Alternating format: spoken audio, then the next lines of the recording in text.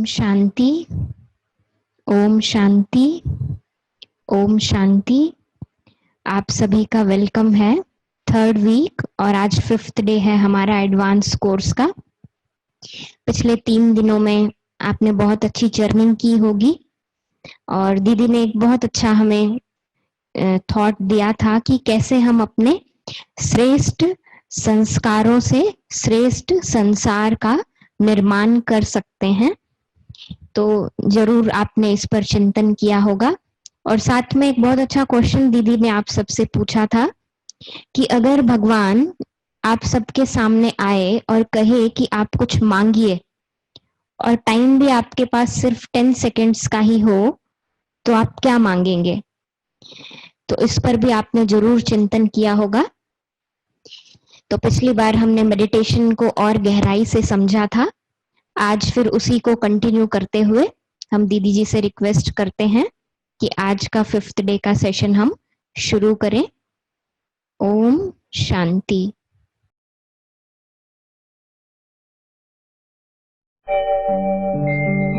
ओम शांति शांति। ओम शांति शांति। अंतर मन में ज्योति जगा लो, होगा दूर अंधेरा।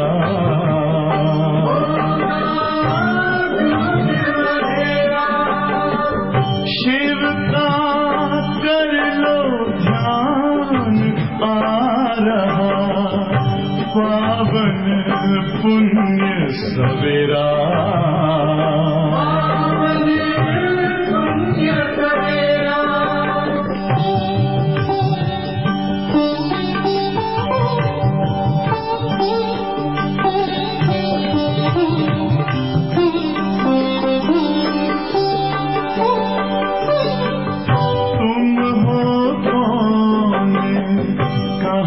से आए अपने आप को जानो, राजयोग के द्वारा अपना परम पिता पहचानो। इसी राजपथ पर चलकर पालो अपना बसेरा।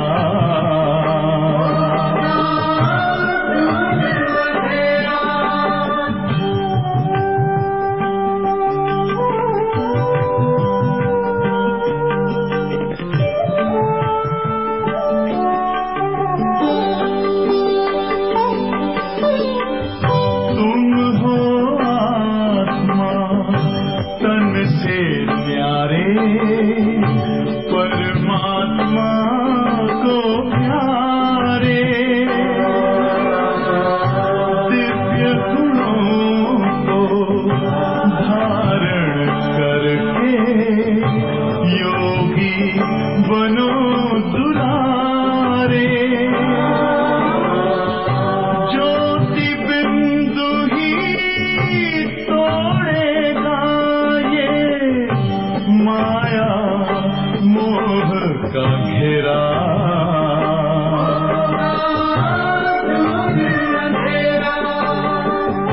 अंतर मन में ज्योति जगा लो, होगा दूर अंधेरा।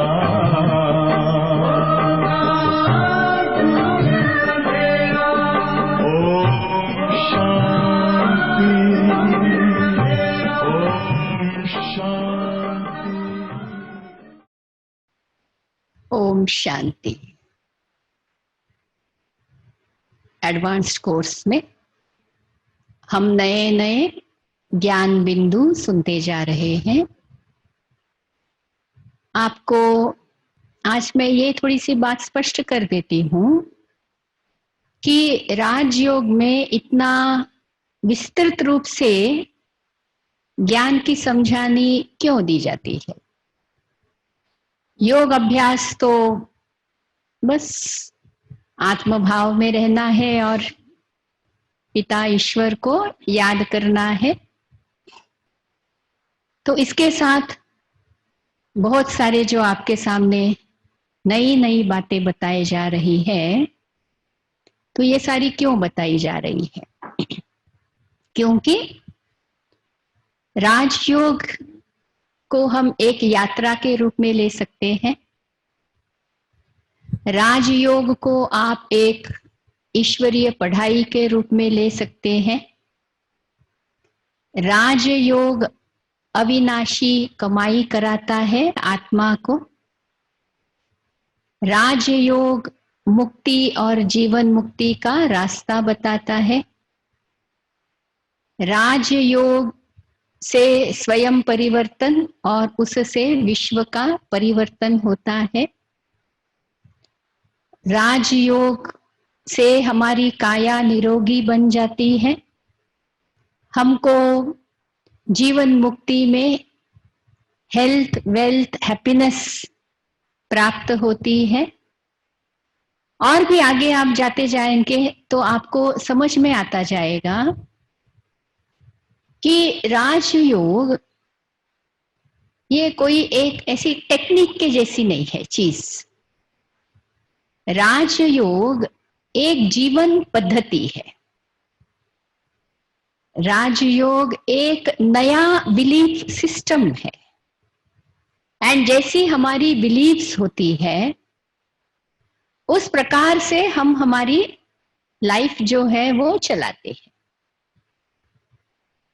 यदि मुझे यह बिलीफ है, निश्चय है कि सुबह उठना अच्छी बात है, सुबह उठकर ध्यान करो, फिर प्राणायाम भी करो, योगासन भी करो या वॉकिंग भी जाओ, सिर्फ कहने मात्र नहीं, मेरे बिलीफ सिस्टम में वो है चीज। ऐसे नहीं कि हाँ ये अच्छा है लेकिन, ऐसी वाली बात नहीं। मैं उसमें बिलीव करता हूं। बिलीफ सिस्टम मीन्स मैं उसको प्रैक्टिस करता हूं। तो ये जब बिलीफ है मेरे में तो मैं क्या करूंगा, मैं सुबह जरूर उठूंगा, क्योंकि वो मेरा संस्कार कहिए है और मेरी समझ है। एंड जैसी हमारी समझ होती है उस अनुसार हम कर्म करते हैं और उस अनुसार ही हमारी, जिसको हम कहते हैं हैबिट्स ना, वो हमारी बनती है। तो राजयोग एक जीवन जीने की कला कहिए या एक लाइफस्टाइल कहिए, बिल्कुल लाइफस्टाइल कह सकते हैं, क्योंकि राजयोग ये नहीं कहता है कि आप 2 घंटा योग करो और बाकी 22 घंटे फिर क्या करो। योग करने वाला योगी 2 घंटे के लिए और 22 घंटे क्या फिर? योगी नहीं तो फिर वियोगी, योगी नहीं तो फिर भोगी, फिर भोगी से रोगी।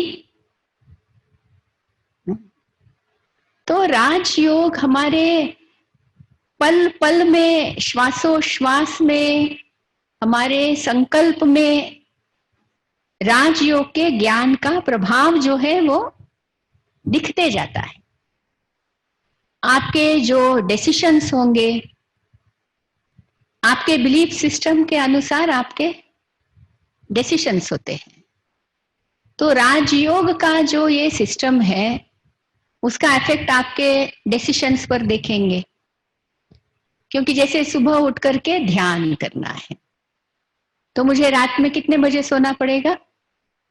एटलीस्ट बाय 10 या 10:30, अनलेस आप नाइट शिफ्ट वाले नहीं, उस प्रकार की आपकी जॉब है।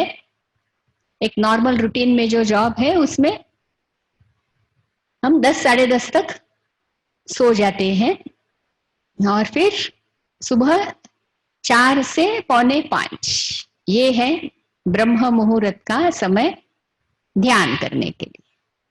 और मेरे बिलीफ सिस्टम में यदि ये बात आ गई है तो मैं क्या करूंगा, 10 साढ़े 10 तक मेरी पूरी एक्टिविटीज वाइंड अप करूंगा। पार्टीज ये वो कभी रात देर तक करते थे पहले, क्योंकि अभी मुझे ये अच्छा लगने लगा है तो मैं उसमें परिवर्तन लाऊंगा। मतलब कि आपको ये हम बताना चाहते हैं कि राजयोग आपके लाइफ के हर फील्ड में उसका प्रभाव जो है वो दिखना शुरू हो जाता है। इसलिए ये कोई 1 घंटा हमने अभ्यास कर लिया फिर बाकी का तो हम ना जैसे चाहे वैसे रहे, ऐसी बात नहीं है। इसलिए राजयोग को संपूर्णता से पहले समझना पड़ता है। इसका संपूर्ण स्वरूप क्या है, इससे क्या क्या प्राप्ति हमको होती है, वो सारे जो है समझना है एंड समझते ही रहना है। क्योंकि ये जैसे भगवान का ज्ञान सागर की तरह है, और सागर एक बार में आपको सागर का सारा सुख नहीं मिलता है। आप बार बार सागर के किनारे जाकर बैठते हो तो उसमें कोई ना कोई नवीनता आपको दिखती ही जाएगी। ऐसे ही ये जो ज्ञान है राजयोग का, ये ज्ञान भी बहुत नवीन नवीन चीजें, नई लहरें, नए विचार, नए प्रकार की बिहेवियर, ये सारी जो है ना हमारे लाइफ में आनी शुरू हो जाती है। इसलिए राजयोग में मैं कहूंगी एग्जॉस्टिवली आप देखेंगे बहुत बहुत प्रकार से ज्ञान की जो है वो चर्चा होती है कि मनुष्य जीवन क्या है, समय कौन सा चल रहा है, ईश्वर के साथ योग क्यों लगाना है और उससे क्या प्राप्ति हमको होती है। ये सारा समझकर, ये सारा समझते हुए कभी कभी थोड़ी बातें समझ में भी नहीं आती है। नहीं, ऐसे नहीं है कि हर बात हमको इन वन गो समझ में आ जाती है। फिर बार बार उसके ऊपर विचार करना, चिंतन करना, मंथन करना, फिर कहते हैं मनन करना, फिर वो स्वरूप में आना। तो इसलिए राजयोग इज, ऐसी कोई टेक्निक नहीं कहूंगी, राजयोग इज अ प्रोसेस, एक विधि है and it is a continuous process. निरंतर जो है हमको ये प्रोसेस करते रहना है। तो लास्ट टाइम ना आप सबको एक प्रश्न रखा था कि भगवान यदि आपके सामने आए थोड़े ही समय के लिए तो आप उसको क्या जो है वो मांगेंगे, क्योंकि वो भी आना चाहिए। अब हमने कभी तैयारी ही नहीं की, और कल मैं लास्ट टाइम में ये भी बता रही थी, हम कितना कन्विक्शन के साथ भगवान को याद करते हैं कि नहीं भगवान जरूर जो है मेरी सुनेगा। जो मैंने लास्ट टाइम एक एग्जाम्पल दिया था, यज्ञ करते हैं बरसात के लिए लेकिन छतरी कोई भी नहीं लाता है। मतलब कि हमको करना है, वो चीज करनी है, लेकिन उसके रिजल्ट के ऊपर हमको बिल्कुल ही कॉन्फिडेंस नहीं है। इसलिए फिर हम करते भी हैं, लेकिन हम करने में हमको ये, हमारे करने में वो दिखाई नहीं देता है कि जरूर वो प्राप्ति होनी है। तो एक संदेह से करते हैं, क्योंकि उस चीज की समझ पूरी नहीं है। इसलिए हम यहाँ पर आपको इतना जो क्लासेस करवा रहे हैं, पहले फाउंडेशन कोर्स करवा रहे हैं, फिर अभी एडवांस क्लास करके गहराई में हम लेते जा रहे हैं आपको, यही समझाने के लिए कि ये जो एक विधि है, ये जो एक राजयोग, योग लगाना ईश्वर के साथ है, इसमें कितनी न गहराई है और कितनी न इसमें ऊंची प्राप्ति है। तो चलिए आज हम और एक प्राप्ति की बात देखेंगे कि भगवान हमको क्या दे रहा है और हम ले क्या रहे हैं। कहते हैं ना, नदी किनारे जाओ, आपके लोटा जितना बड़ा आप उतनी ही चीज उठाओगे। नदी में तो बड़ा फ्रेश पानी है, लेकिन मैं एक चम्मच ही ले जाऊं तो उतना ही मुझे प्राप्ति होगी। मैं एक लोटा ले जाऊं तो उतना, और कोई बड़ी चीज ले जाऊं तो उतना। कोई तो नदी में ही ऐसा पंप छोड़ देता है कि वो पानी जो है वो बहता ही जाए और बहुतों को मिले करे। कोई तो नदी में से कैनाल्स निकालते हैं कि पानी इधर भी जाए उधर भी जाए। तो हमारी समझ के ऊपर ये निर्भर करता है कि हम क्या लेते हैं। इसलिए पहले क्या मिलना है वो तो हमको समझना पड़े। तो इसलिए आज और एक बात जो है हम समझने की कोशिश करेंगे कि राजयोग कैसे हमारे जीवन में हमको बहुत एक स्वयं में एक स्ट्रेंथ, एक ताकत कैसी लाता है करके। जैसे कहते हैं ना किसी व्यक्ति के लिए कि अरे ये तो जैसे कि ना पिलर है, खड़ा है, ऐसा।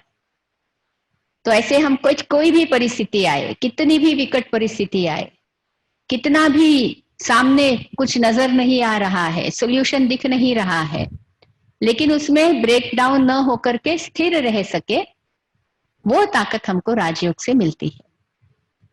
तो कहते हैं, और हमको शास्त्रों में थोड़ी बड़ी अच्छी रोचक बातें लिखी हुई है ना। भगवान हमारे सामने आए तो हम उससे क्या मांगे और हमारी इच्छा पूर्ण होने की थोड़ी बातें वहां लिखी हुई है। एक कल्प वृक्ष का वृत्तांत भी शास्त्रों में बताया गया है, कामधेनु का भी वृत्तांत बताया गया है ना। कामधेनु ऐसी वो गाय थी, वो सारे जो भी आपकी इच्छा हो वो पूर्ण करती थी। कल्प वृक्ष के लिए भी कहते हैं कि वो ऐसा एक वृक्ष है, उसके नीचे आप जो भी इच्छा करेंगे वो है इच्छा पूर्ण होगी। अब जैसे आप थोड़े समय से ना ये बात अभी समझते ही आ रहे हैं कि हर चीज के पीछे एक गहरा रहस्य भरा हुआ है। इसलिए आज आपको और एक बात बताओ, राजयोग राजयोग है। अर्थात जो भी हम सुनते करते हैं उसके पीछे का राज, रहस्य क्या है वो समझना है। जैसे इंसान बात करेगा लेकिन उसको कहना कुछ और है और बोलता कुछ और है, और उस बोलने से फिर पकड़ में लेना है कि आखिर में इनको चाहिए क्या ना। तो ऐसे ही राजयोग राजों से भरा हुआ, हमारे जीवन में जो राज है, कर्मों के भी जो राज है, ये सारे राज राजयोग में हमको समझ में आते हैं। और जैसे जैसे हमको राज समझ में आते हैं, रहस्य समझ में आते हैं, the secret behind the act, जो भी हो रहा है उसके पीछे का रहस्य समझ में आता है। जैसे आपको थोड़े समय पहले समय कितना कल्याणकारी है ना, उसका एक दृष्टांत दिया था। तो समय अनुसार कुछ भी ऊपर नीचे हो जाए, लेकिन राजयोगी होगा, उसको पीछे का राज जो है वो क्लियर, जैसे कि उसकी एक पहचान हो जाती है। और उस राज को समझने के कारण वह अपनी स्थिति जो है बड़ी ही शांत, निश्चिंत ना और सुखमय अपनी स्थिति को रख सकता है। कोई भी परिस्थितियां आए, विकट परिस्थिति है, उसमें वो हलचल में नहीं आता है। तो ऐसे राज जानना, ज्ञान के आधार पर ये राज जानना भी राजयोग का एक अंग है। तो कल्पवृक्ष के नीचे बैठकर आप जो भी संकल्प करेंगे वो पूरा होता है ना। अब इसका राज क्या है, आज उस राज को जो है हम समझेंगे। ये सारी जो दुनिया है, ये संसार जो है, इस संसार को हम कैसे दिखाएं। इतने सारे लोग हैं, इतने सारे धर्म हैं, इतना ये सारा जो है, क्या ये कोई भी एक प्रकार का डिजाइन है या ये ऐसे ही सब कुछ हो रहा है? क्योंकि आप देखेंगे प्रकृति में हर चीज में कितना सुंदर डिजाइन है। एक फूल ही ले लीजिए आप, कैसा भी फूल धतूरे का ही ले लीजिए, फिर भी क्या होता है उसमें, कितना सुंदर होता है। देखो ना, उसके जो पंखुड़ियां होती है उसमें एक डिजाइन है। जो पत्ते होंगे उसमें भी एक डिजाइन, पत्ते में डिजाइन होगा, पत्ते का जो अरेंजमेंट होता है ना टाली के ऊपर, या उसका भी कितना डिजाइन होता है। देखो कितना सुंदर तरीके से उसकी सेटिंग रहती है कि हर पत्ते को सूरज की रोशनी मिलेगी ही, कितना खूब बना हुआ है। तो हम सारे जो ये मनुष्य है आज इस संसार में, हम सबको मिलाकर कोई डिजाइन में चल रहा है या ये ऐसे ही सब कुछ ऐसे ही चल रहा है, या इसके पीछे डिजाइन है? तो एक डिजाइन आपको बताई हाँ, वो अभी आपके मॉनिटर पर फिर से हम दिखाएंगे आपको वो डिजाइन, कि ये जो ह्यूमन संस्कृति कही है, ह्यूमन सिविलाइजेशन, ये ह्यूमन सिविलाइजेशन कैसे चल रहा है ना, इसमें कुछ बस ऐसे ही है या क्या है। तो आपके सामने मॉनिटर पर जो आपने अभी इस चित्र को तो बहुत बार, शायद मैंने 4-5 बार ये दिखा दिया है और अभी फिर से दिखा रही हूं, क्योंकि इसमें बहुत सिंपल तरीके से मानव संस्कृति जो है, मनुष्य की ये जो संस्कृति है उसको समझाया गया है कि मनुष्य की एक समय संस्कृति कैसी थी, सतयुगी थी। आज नहीं है, आज वो संस्कृति नहीं है। जैसे सूर्य उदय होता है तो प्रकाश होता है, सूर्य उदय होता है तो कितना अच्छा सुनहरा दृश्य होता है, लेकिन सूर्य उदय होने के बाद जो सुबह होती है वो सुबह सुबह ही नहीं रहती है। उसके बाद धीरे धीरे धीरे परिवर्तन आकर कितना बदल जाता है समय, 24 घंटे में रात हो जाती है। इतनी अंधेरी रात की पूछिए नहीं, लेकिन हम उस अंधेरी रात में डरते नहीं हैं या बैठ नहीं जाते हैं पूरी रात कि पता नहीं अभी क्या होने वाला है करके। हमको अंदर में पता है कि कल फिर से प्रकाश होने वाला है, कल फिर से सूर्योदय होने वाला है। इसलिए अभी रात में क्या करो, अपनी एक्टिविटी पूरी बंद कर दो। हाँ, कल के लिए कोई तैयारियां करनी है तो करके रख दो। कितना विश्वास है देखो हमको कि सूर्य उदय तो होगा ही और हम भी उदय होंगे। हम भी वापस इस दुनिया में जीते जागते ही रहेंगे और हम अपने कारोबार में जो है वो लग जाएंगे। तो जैसे ये 24 घंटे का ये चक्र है, इसमें हमको 101% मना मालूम है। क्यों मालूम है? फिर उसके पीछे बहुत सारा ज्ञान है कि धरती कैसे है, सूरज कैसे है, हमारा सोलर सिस्टम है, धरती कैसे घूमती है, सूरज की किरणें कैसे गिरती है। एक समय ये सोचा गया था साइंस में, एक समय, पुराने समय की बात कह रही मैं, शायद ये 1700s की बात है, कि सूरज जो है वो धरती के चारों तरफ घूमता है। और ये भी समझा गया था कि धरती गोल नहीं है, लेकिन धरती ऐसे एकदम प्लेन की तरह है, एकदम ऐसे सीधी है करके, सपाट है ऐसे ही ना। ऐसे ऐसे विचार थे पहले। कोई तो विचार होगा ना, कोई ना कोई तो विचार होगा, कोई ना कोई विचार होगा। फिर समय के साथ धीरे धीरे लोगों को समझने लगा कि अरे धरती तो ऐसी सीधी नहीं है, धरती तो ऐसे गोल है करके। फिर उसके लिए बहुत सारी बातें ना, समुद्र के किनारे आप जाओ, ये जाओ, वो जाओ ना, तो ऐसे बहुत सारे उसके लिए ना बातें बताने लगे। तो उसके आधार पर ये पहले तो हमने ये सोचा कि धरती फिर गोल है। पहले हम सोचते थे धरती सेंटर में है, सूरज घूमता है आजू बाजू। फिर हमको समझ में आया नहीं ना, धरती घूमती है। और धरती कैसे घूमती है, अब वो काफी बातें हैं वो सारी। अब इतना तो हमको पता है, धरती घूमती है और सूरज की किरण जहां भी गिरेगी वहां प्रकाश हो जाएगा। इसलिए विश्व में आधा विश्व एक समय में प्रकाश में होता है, आधा विश्व एक समय में रात में होता है ना। हम अमेरिका में बात करते हैं तो पूछते हैं ना 12 घंटे पीछे है, तो हमको अभी समझ में आ गया है। अभी मैं वो डिटेल में नहीं जाऊंगी, तो हमको अभी पता है। और जिनको पता नहीं है उनको एटलीस्ट अपने अनुभव से पता है कि दिन के बाद रात, रात के बाद दिन जो है वो आनी है। अब हम कौन से समय से गुजर रहे हैं, प्लान क्या है, ये जो ह्यूमन सिविलाइजेशन है, मानवीय संस्कृति, इसके लिए क्या प्लान है?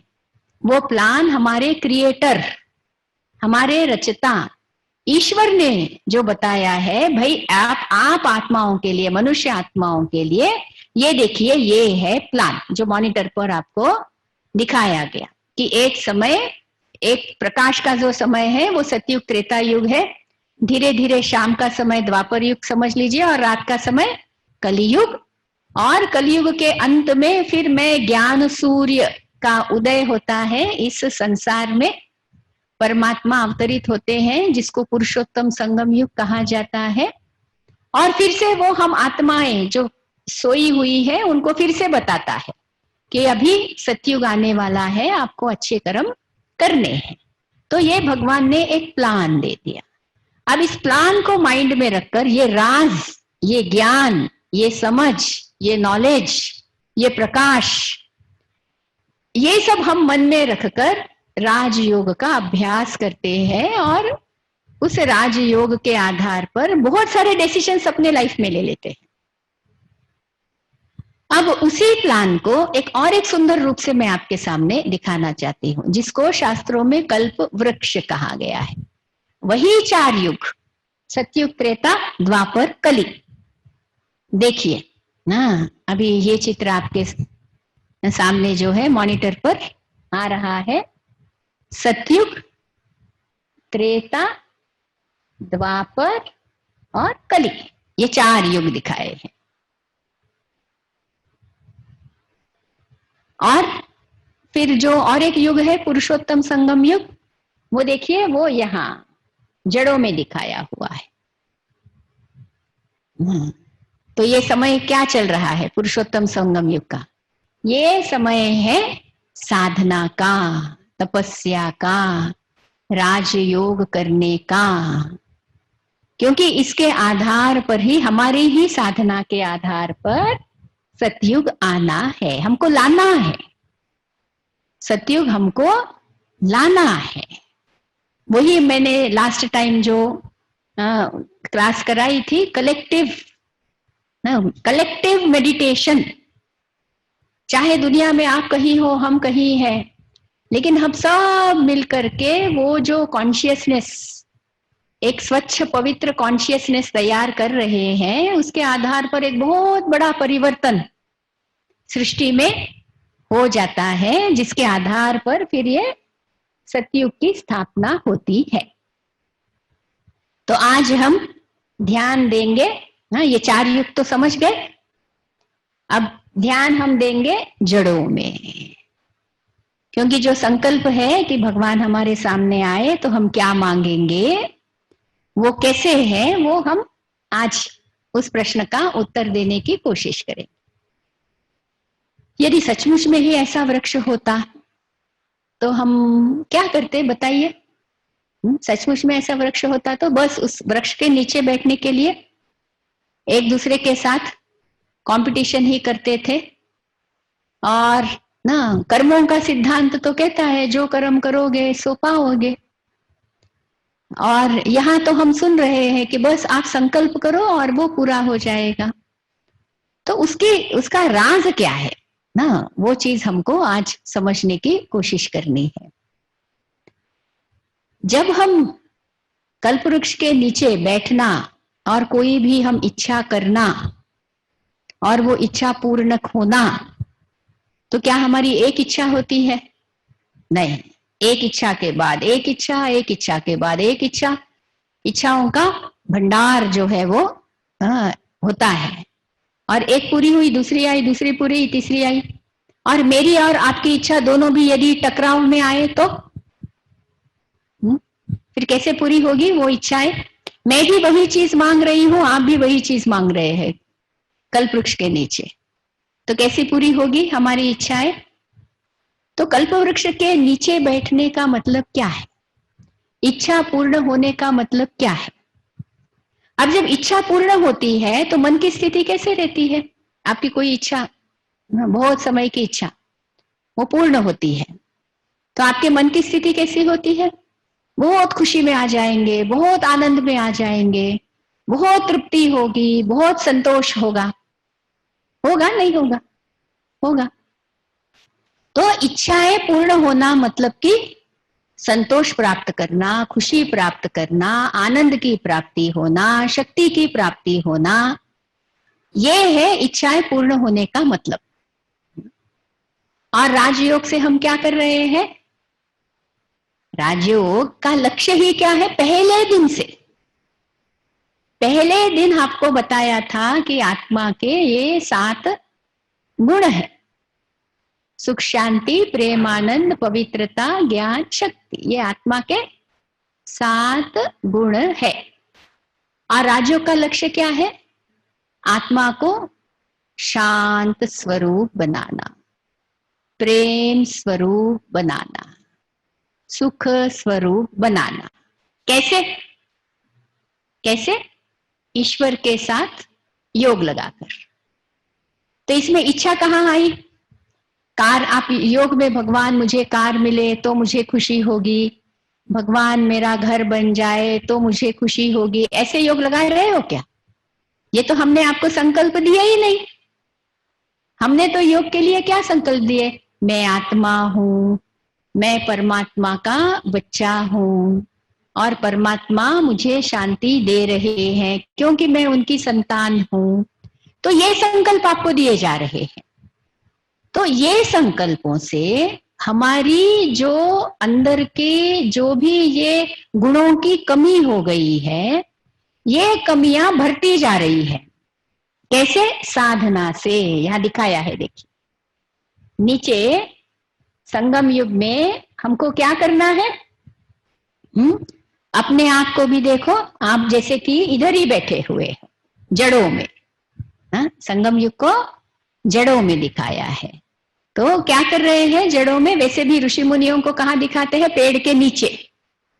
तपस्या का उनका किसी का भी फोटो देखिए, आप दिखाएंगे पेड़ के नीचे ऐसे साधना कर रहे हैं। तो ये कौन सा पेड़ है? ये कल्प वृक्ष है। और कल्प वृक्ष के नीचे बैठने से इच्छा पूर्ण होने का मतलब है कि जब आप इस ज्ञान को बुद्धि में धारण कर ईश्वर के साथ योग लगाते हो, तो इच्छा पूर्ण होने का जो सुख है, आनंद है, प्रेम है, जो भी है, पॉजिटिव गुण है, वो सारे गुण, वो सारी शक्तियां, वो सारी चीजों का अनुभव आपको योग से ईश्वर करा रहे हैं। तो आपकी इच्छा पूर्ण हुई या नहीं हुई? कार मिलने से जो खुशी मिल रही है, योग अभ्यास में उससे ज्यादा खुशी मिल रही है। तो आपकी कार मिलने की जो तीव्र इच्छा थी ना, उनसे अच्छी होनी चाहिए। हमारी कार हमारे पड़ोसी से अच्छी वाली कार लेनी है, थोड़ा सा वो ज्यादा रहता है। कार कितनी चाहिए वो नहीं पता, या जो कार ऑलरेडी है, हाँ अभी तो सभी कारें घरों में ही पड़ी हुई है, कहाँ यूज कर रहे हैं हम ना? तो सपोज आपने अभी थोड़ा समय पहले ही खरीदी, तो क्या ख्याल आएगा? अरे गाड़ी तो खरीद ली, लेकिन उसको एक बार भी नहीं निकाल सके ना, समय ऐसा चल रहा है। तो अभी तक हमने साधनों में खुशी ढूंढी, प्रेम ढूंढा, सुख ढूंढा, शक्ति ढूंढी, सब कुछ साधनों में। और आज हमको क्या सीखना है? साधना में प्रेम, सुख, खुशी, ज्ञान, सब कुछ आपको वो भी अविनाशी प्राप्त होता है। क्योंकि जितने तो साधन जो होते हैं ना, वो जितने दिन ठीक है तब तक है, और जिस दिन खराब होना शुरू करेंगे तो क्या होता? आपकी अच्छी भली गाड़ी 10 लाख की भी हो सकती है, 25 लाख की भी हो सकती है, करोड़ रुपए की भी हो सकती है, और उस गाड़ी पर स्क्रैच आ गया सपोज, कहाँ गया आपका सुख? बोलेंगे अरे इसको ठीक करने में भी बड़ा पैसा लग जाता है। तो सुख के लिए आपने चीज खरीदी, लेकिन उससे फिर धीरे धीरे दुख मिलना शुरू हो जाता है, क्योंकि चीज सुख से, साधन से चीज का सुख जो है ना वो मिल ही नहीं सकता है। साधना, और अभी कौन सी साधना करनी है? ऐसे नहीं कि हम साधना नहीं कर रहे, पूरा जीवन कष्ट कर रहे हैं। कितना कष्ट है आजकल, लिविंग स्टैंडर्ड्स कितने हाई हो गए हैं, बच्चों की स्कूल की फीस कितनी बढ़ गई है, हमारे रहने के जो तरीके हैं उसमें भी कितना पैसा लग रहा है। तो साधना तो बहुत कर रहे हैं, लेकिन कौन सी चीज की साधना कर रहे हैं? ऐसी चीजों की जिससे हमको सदा काल का सुख नहीं मिल रहा है, सदा काल की शांति नहीं मिल रही, थोड़े समय मिलता है, फिर हम वही के वही है नहीं है। सोचा अच्छा घर होगा ना, फिर देखना घर भी बना लिया, फिर देखो कहाँ है। अभी तो और थोड़ा ज्यादा ही दुख है, क्योंकि नौकरानी है नहीं घर की सफाई के लिए। पहले वाला फ्लैट ही ठीक था। कभी कभी ऐसे ख्याल आ जाता है ना, ऐसे समय में, क्योंकि ये चीजों में सुख नहीं है। तो आज हमको ये एक चीज सीखनी है कि साधना, कौन सी साधना करनी है? राजयोग की साधना है ना। शक्ति भी तो राइट डायरेक्शन में लगानी चाहिए। देखो आपकी इच्छा भी है, खुशी की, सिर्फ मुझे खुश नहीं रहना है, मेरे परिवार वालों को भी खुश करना है, सबको खुश रखना है, अच्छा है, उसके लिए आप बहुत मेहनत, वो भी सच्चाई से ही कर रहे हो। लेकिन साधना की जो विधि है ना, वो विधि ठीक नहीं होगी तो वो सुख थोड़े समय का है। आप सपोज सीढ़ी है, कहीं लिखा है सुख प्रेम ये वो लिखा हुआ है, और आप जो है ना देखते अच्छा ये सीढ़ी फटाफट जो है ना, कोई एक चढ़ रहा है तो आप भी उसके पीछे चढ़ गए। कहाँ जा रहे हो भाई? अरे सुख पाने के लिए, वो सुख की सीढ़ी है, ये प्रेम की सीढ़ी है, ये फलानी सीढ़ी है। आप भी फटाफट फटाफट उसके ऊपर चढ़ने लगे, और जैसे नजदीक पहुंचने लगे आपने देखा अरे मैंने तो गलत पढ़ा था, ये तो शांति की प्रेम की ये तो सीढ़ी है ही नहीं, ये तो कुछ और ही लिखा हुआ है। तो कभी कभी क्या हो जाता है लाइफ में, you are climbing a ladder which is leaning on the wrong building. Building गलत है, उस गलत बिल्डिंग पर वो सीढ़ी खड़ी है, एक चढ़ गया तो आप भी उसके पीछे चढ़ गए। इसलिए आजकल लाइफ में क्या कहते हैं, रैट रेस। आजकल की लाइफ में क्या है, ओनली कंपटीशन। वो कर रहा है इसलिए मैं करना, वो ये करते इसलिए ये करना है। उसके बजाय पहले तो ठीक तरह से अपने आप को, ये राज, ये जो ज्ञान है ना, आपको समझ देगा और आपको ताकत आएगी अपने आप से पूछने की, बात करने की, अपने आप को फेस करने की कि क्या मुझे ये चीज जरूरी है, क्या मैं देखा देखी में ही तो नहीं कर रहा हूं, क्या मैं झूठी शान के लिए तो नहीं कर रहा हूं। और झूठी शान वाला तो सदा कैसा रहता है, परेशान ही रहता है ना? झूठी शान वाले तो परेशान ही रहते हैं। बाकी सच्ची शान, साधना कौन सी करनी है जहां मुझे सच्ची शान का अनुभव हो।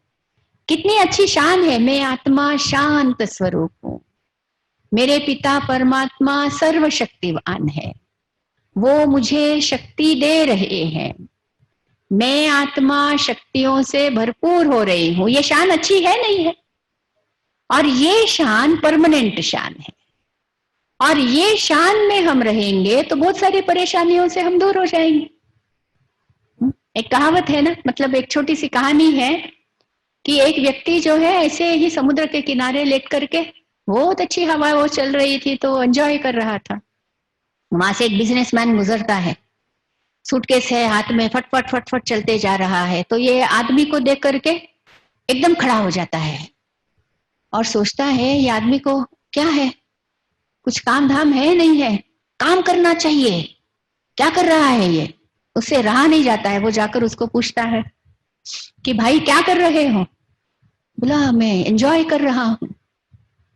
बोला अरे ये क्या एंजॉयमेंट है, अच्छा तुम करते क्या हो? तो बोला मैं ना नाव चलाता हूं, और जो कमाई है मेरे को जितना भी मछली पकड़ सकता हूं पकड़ता हूं, बेचता हूं, और बाकी अच्छा खासा सब एंजॉय कर रहा हूं। बोला बस इतने में ही एंजॉयमेंट? देखो आप बिजनेस करो, जितनी मछली बेचते हो ना, अभी तो छोटी सी नाव है ना, इसके बाद बड़ी सी ले लेना, स्टीमर इलेक्ट्रिकल वाली, उसमें पैसा लगेगा इसलिए अच्छी तरह से बेचना, बड़ी सी लेना। फिर वो आदमी पूछता है फिर क्या करूंगा? फिर समझता है ये तो बेसमझ है, फिर वहां बैठ जाता है। देखना फिर उसके बाद ना और एक बड़ी ले लेना, फिर और बड़ा, तो बहुत पैसा आएगा आपके पास। फिर मैं क्या करूंगा? अरे फिर तो आपकी शादी, कौन सी लड़की मिलेगी, आपके जो ससुर होंगे वो कितने पैसे वाले होंगे, बाल बच्चे सब, अच्छा इतना पैसा लेकर फिर मैं क्या करूंगा? फिर आप घूमने फिरने जाओगे, फिर ऐसी मजेदार हवा खाओगे। तो बोलता है मैं अभी क्या कर रहा हूं। वो आदमी जो लेटा हुआ है वो पूछता है मैं अभी क्या कर रहा हूं करके।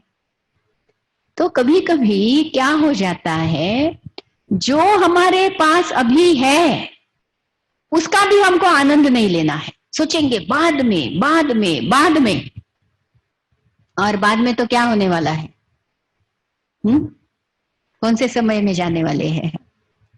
इसलिए देखो कितना रास भरा है हर चीज। ऐसे नहीं कि पैसा नहीं कमाना है, लेकिन कहां तक कमाना है। इच्छाएं तो कभी बंद होने वाली है ही नहीं। ना।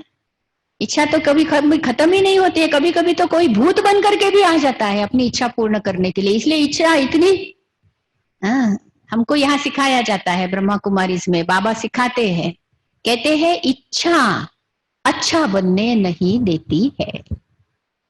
तो हमको साधना अभी कौन सी करनी है? स्थूल इच्छाओं की नहीं, आत्मा को अपने 7 गुणों की संपूर्णता लाने के लिए राजयोग की साधना करनी है।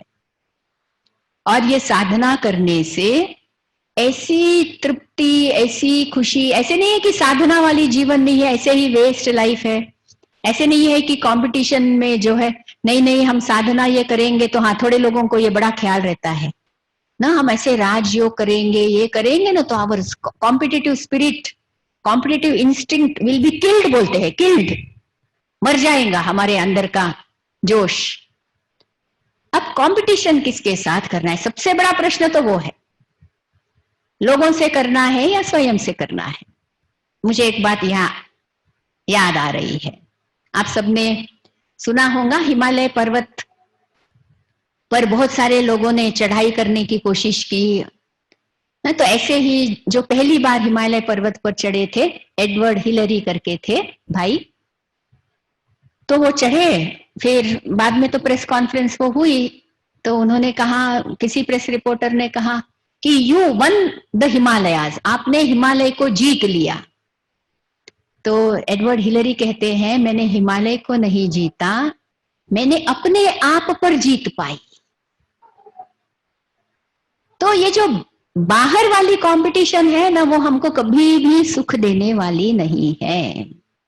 कंपीट करना है तो अपने साथ ही करो, अपने साथ ही कंपीट करो ना। मेरा आलस्य, लेजीनेस जो है वो, मैंने अपनी लेजीनेस खत्म करो, अपनी जो कमियां हैं ना उसको खत्म करो, अपने अभिमान को खत्म करो ना, या अपने जो वीकनेसेस है उसको खत्म करने में लगो, अपनी जो बैड हैबिट्स है उसको खत्म करने में लगो। ये कंपटीशन सबसे अच्छी है। हाँ, मैं 1 साल पहले ऐसा था, अभी ये साल मैं यहां रीच होने वाला हूं। कहा मनी वाइज भी बढ़ोगे, जब गुण बढ़ते हैं तो मनी भी बढ़ता है, और उतना ही मनी चाहिए जितना जरूरी है। नहीं तो क्या हो जाता है, थोड़ी थोड़ी बातें आ जाती है ना, जब ना ऐसे ऐसे गवर्नमेंट कभी कभी ऐसी चीज निकाल देती है। देखिए, जब 500 रुपए और 2000 रुपए के डिनोमिनेशन एकदम इसको खत्म करेंगे करके बात आई, तो क्या हो गया, कितनों ने शायद पैसे को, कैश को क्या करना पड़ा, जलाया भी होगा, फाड़ भी दिया होगा। तो पता नहीं समय कौन सा आने वाला है। तो इसलिए इच्छा मात्रम अविद्या, इच्छा अच्छा बनने नहीं देती है। कौन सी इच्छाएं? क्योंकि ये ज्यादा समय चलने वाला नहीं है, इसलिए अभी हमको क्या करना है, ये जो समय है, समय का ये बताया ना आपके सामने, ये प्लान है। देखिए, समय ऐसे ऐसे गुजरता जा रहा है। अभी हम कहाँ से, सतयुग से निकले, त्रेता से निकले, द्वापर से निकल गए, अभी हम कहाँ पहुंच गए हैं, कलयुग के अंत में पहुंच गए हैं। एंड ये रियलिटी है, जैसे कि एकदम बहुत बड़ा, क्या कहेंगे उसको, एक घना अंधेरा। तो अभी हम कलयुग के अंत में पहुंचे हैं और संसार एक बहुत बड़े परिवर्तन से अभी गुजरने वाला है। और निशानियां तो हम देख रहे हैं ना, रोग के रूप में, हर प्रकार से इंस्टेबिलिटी है। फाइनेंशियली भी देखो दुनिया की हालत कैसी है ना। तो ऐसे ऐसे हर तरफ लड़ाई झगड़े लगे हुए हैं, हर तरफ कॉन्फ्लिक्ट्स है, सारा ग्लोब ला लो सामने। और अभी जो समय चल रहा है उसमें तो हमको दिखाई दे ही रहा है। तो इसलिए अभी इस प्रकार की इच्छाएं जो है वो, हाँ, हमको क्या है, ये इच्छाएं पूर्ण भी हुई तो बहुत समय के लिए हमको सुख देने वाली नहीं है। इसलिए अभी हमको अपना पोजीशन कहाँ समझना है, हम भी अपनी जीवन में साधना लानी है। अब साधना लानी है का मतलब ये नहीं है कि आपको घर छोड़ देना है, आपको सफेद कपड़े पहनने हैं, ये थोड़ी करना है। लाइफ में थोड़ा समय आध्यात्म चिंतन और ईश्वर के साथ योग, इसके ऊपर हमको सोचना है, इसके ऊपर टाइम देना है। देखो कहते हैं यदि आप भगवान को टाइम देंगे तो आपके बुरे टाइम में भगवान भी आपको टाइम देगा, देगा नहीं देगा? तो अभी थोड़ा भगवान के लिए टाइम निकालना है, क्योंकि बैठे तो घरों में ही है, समय तो है, थोड़ा अपनी लाइफ के बारे में सोचना है। एंड अभी देखिए आपके ये महीने के खर्चे कितने हुए होंगे, खर्चे भी कम हो गए, एकदम कम हुए नहीं हो, फिर भी लाइफ चल रही नहीं चल रही, खाना पीना चल रहा है नहीं चल रहा है। हाँ, अभी होटलों में नहीं खा रहे का मतलब ऐसे थोड़ी कि खा ही नहीं रहे हैं, ऐसे तो नहीं है ना। हाँ, बाहर पार्टियों में नहीं जा रहे हैं तो ऐसे थोड़ी कि खा ही नहीं रहे हैं, ऐसे थोड़ी कि कपड़े जो है हम ऐसे वैसे पहन रहे हैं, फिर भी ठीक ठीक तो पहनते हैं ना। तो आप एक सेकेंड थोड़ी देर के लिए बैठकर सोचिए कि मैं जो इतना भागदौड़ कर रहा था या कर रही थी, ये किस लिए कर रहा था? क्या ये जरूरी चीजें हैं या ये सिर्फ मैं इकट्ठा करते जा रहा था और इकट्ठा करने के लिए बिजी? आज भी लाइफ चल रही है, आज भी आपकी लाइफ चल रही है ना। और जैसे हम अंदर में बैठे हुए हैं तो प्रकृति कहते हैं बड़ी खुश हो रही है ना, उसको हीलिंग करने के लिए टाइम मिल रहा है, क्योंकि इतना धुआं, इतना हमने वो पोल्यूशन कर दिया है, इतना सब कुछ खराब कर दिया है कि वो भी अभी ठीक होते जा रहा है। तो इच्छाएं और आवश्यकताएं, इसके बीच का अंतर जानना बहुत बहुत ज्यादा जरूरी है। आवश्यकताएं जैसे ऑक्सीजन है, पानी है, ये आवश्यकता है, इसके बिना इंसान जी नहीं सकता है। लेकिन हमने क्या कर दिया है ना, ये स्मार्टफोन, इसको अपना ऑक्सीजन बना के रखा हुआ है। 40,000, 50, पता नहीं 60, 70, 80 बड़े बड़े फोन भी होते हैं, जरूरी है। हाँ चलो, ये इसमें से ही आप देख रहे हो, बोलेंगे देखो बहन जी इसके कारण ही तो हम देख रहे हैं, बहुत अच्छा है, वहां तक अच्छा है। साधना, जो भी साधन आपको आत्मोन्नति की तरफ ले जाए वो साधन अच्छा है। जो भी साधन आपको मेटीरियलिस्टिक, कंज्यूमरिस्टिक है और फिर दुनिया का, प्रकृति का ख्याल नहीं करने दे रहा है, ऐसे साधनों से हमको अपने आप को दूर करना है। तो ये वृक्ष, इसमें हमको ये समझना है, जीवन में एक सुंदर साधना, राजयोग की साधना, हमको जब हम करते जाएंगे आपको अंदर ही अंदर राज समझ में आने लगेगा कि या ये मेरी इच्छा है या मेरी आवश्यकता है ना। आवश्यकताएं तो पूरी करनी ही है, वो तो हमारी रिस्पॉन्सिबिलिटी है, घर की भी सबकी भी, लेकिन इच्छाओं का तो कोई अंत है ही नहीं। और एक सुंदर सी बात बताती हूँ, ये सब चित्र में जो दिखाया है, जड़ों में बैठे हुए, और जड़ों से ही क्या होता है, पूरे वृक्ष को पानी जाता है, खाद जाती है, सब कुछ जड़ों से ही जाता है ना। तो यदि आप अपने आप को ये भी समझे कि मेरी पोजीशन संसार में बहुत बड़ी है, क्योंकि जड़ें सबसे इंपॉर्टेंट है।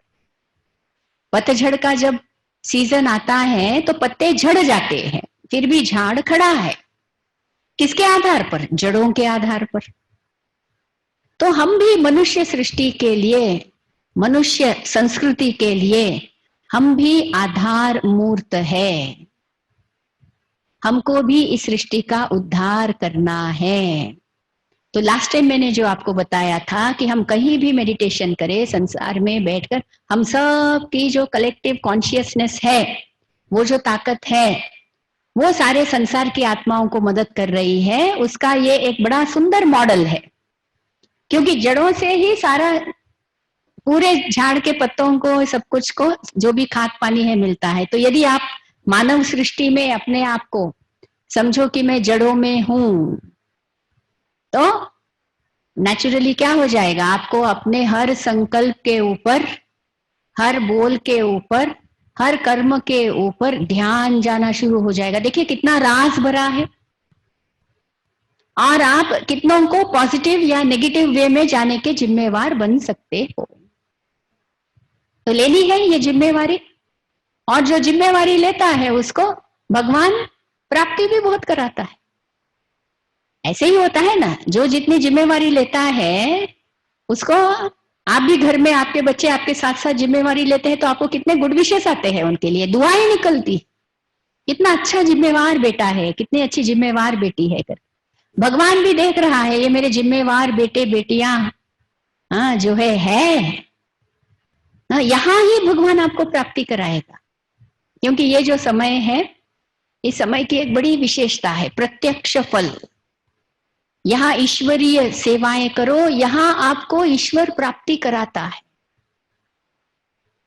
इसलिए क्या समझेंगे अभी से ना, ये पूरा संसार रूपी जो हमारा कुटुंब है, सब धर्मों सहित, इस कुटुंब, सब धर्म जाति, सब प्रांत भाषाएं, सब कुछ आ गया। ये इतना सुंदर है, ये जो चित्र है इतना सुंदर मॉडल दिया हुआ है। अपने आप को कहां पर सोचना है, कौन सी पोजीशन में रखना है। मैं इस वृक्ष के जड़ों में बैठा हूं और यहां मैं तपस्या कर रहा हूं, साधना है, राजयोग की साधना कर रहा हूं। और ये साधना से मेरी सारी इच्छाएं पूर्ण होने का सुख ऑलरेडी मुझे मिल रहा है। अतीन्द्रिय सुख मिल रहा है, शांति मिल रही है, प्रेम मिल रहा है। इसलिए मुझे आवश्यक साधन ही जमा करने हैं, अनावश्यक चीजों को हटा देना है। देखना लाइफ कितनी सिंपल और कितनी ब्यूटीफुल बन जाती है। आजकल की दुनिया के लिए एक स्लोगन बता देती हूँ, simple is sample. Simple is sample. हर कोई चाहता है ना मैं कुछ बनूं, मैं कुछ करूं, इसलिए कुछ और ही करते रहते हैं। कुछ ऐसे ऐसी बातें ही करते रहते हैं। तो कुछ बनना है ना, संसार में अपने आप को एक अच्छा, हर कोई चाहता है, गलत बात नहीं है। सैंपल बनना है, एग्जाम्पल बनना है, तो क्या करो, सिंपल बनो, अपनी आवश्यकताएं कम कर दो। देखो अभी कितने कम आवश्यकताओं में हम जी रहे हैं। हाँ, न स्विगी है ना जोमैटो, वो भी नहीं है, कुछ भी नहीं है, न पिज्जा है न बर्गर है।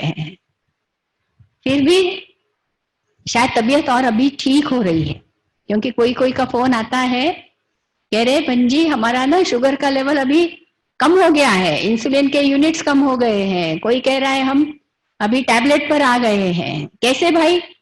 नहीं, अभी तो बाहर जाना करना नहीं है, भाग दौड़ नहीं है, तो सुंदर सा अपना रूटीन बना लिया है, एक्सरसाइज कर रहे हैं, खाने पीने पर भी ध्यान है। बस ये 2 चीज करने से हाँ हमारी तबीयत ठीक हो रही है।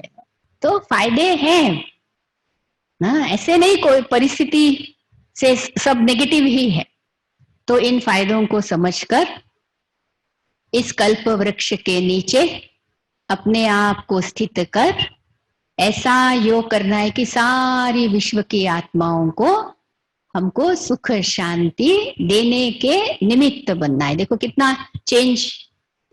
कोर्स के पहले दिन में आप शांति मांगते थे, आज देखो आपका पोजीशन क्या हो गया, दूसरों को शांति दो। बैठेंगे थोड़ी देर बैठकर अभ्यास करेंगे। सीधा बैठ जाइए, कमर सीधी, पीठ सीधी। भगवान को कितना शुक्रिया करना चाहिए, कितना जो है मेरे बिलीफ सिस्टम में राजयोग के इस ज्ञान से कितने सुंदर राज जीवन के भगवान बताते जा रहे हैं। ज्ञान के सागर, निराकार ज्योति बिंदु, पिता परमात्मा से मैं आत्मा इतनी सुख शांति प्राप्त कर रही हूँ किरणों के रूप में।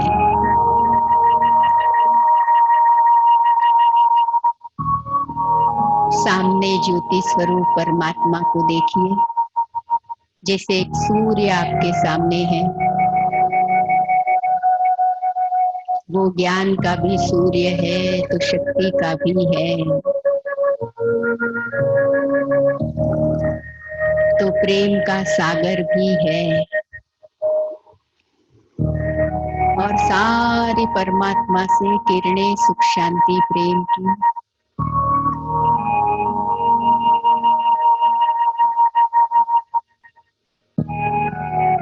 आप स्वयं की आत्मा पर ये किरणें एक सुंदर सी छत्र छाया का रूप धारण करने का अनुभव कीजिए। और इन शक्तियों की छत्र छाया में आप आत्मा इतना तृप्त होती जा रही हो।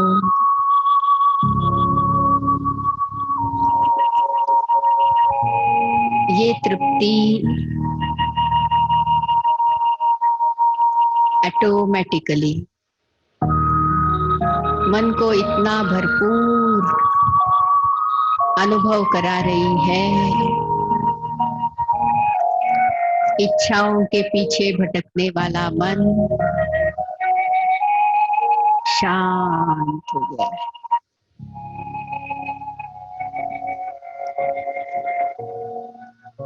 सुख शांति प्रेम मिल रहा है। ईश्वर के साथ जुड़कर तो और क्या प्राप्त करना है। और आज मैं इस विश्व कुटुंब के वृक्ष के नीचे जड़ों में बैठ सबको शांति के वाइब्रेशंस भेज रही। जैसे जड़ों से ऑटोमेटिकली हर पत्ते को पानी पहुंचता है, मैं भी इस विश्व कुटुंब के फैमिली ट्री के वर्ल्ड फैमिली ट्री के नीचे बैठ मेरे पिता परमात्मा से प्राप्त यह शांति सुख प्रेम सहजता से औरों को प्राप्त करा रही हूँ।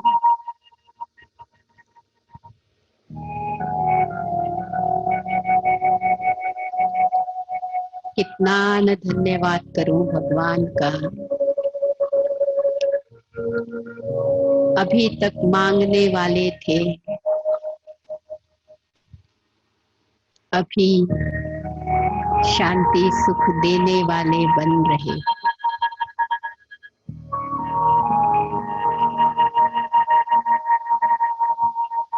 तो पिता परमात्मा का शुक्रिया करते, दिल से धन्यवाद करते और सदा जड़ों में है, रूट्स में है, इसका ध्यान रखेंगे। Om Shanti.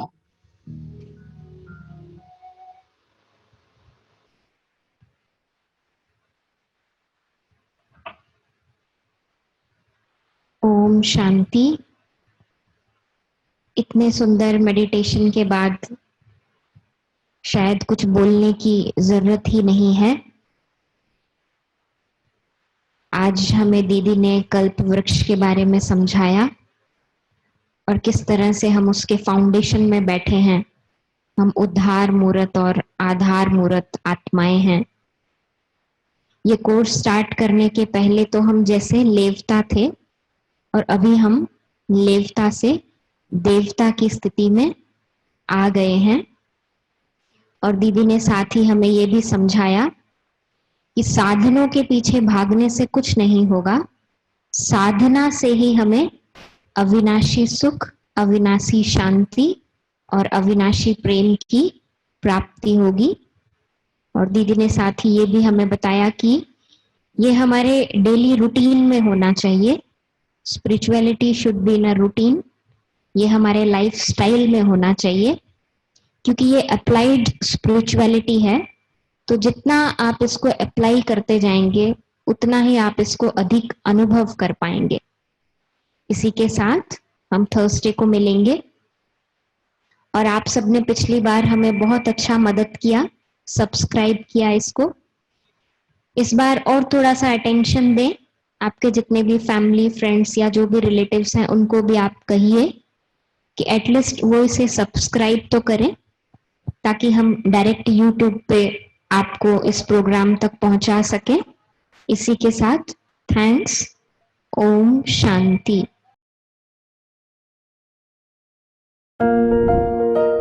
Awakening TV channel on Tata Sky number 1084.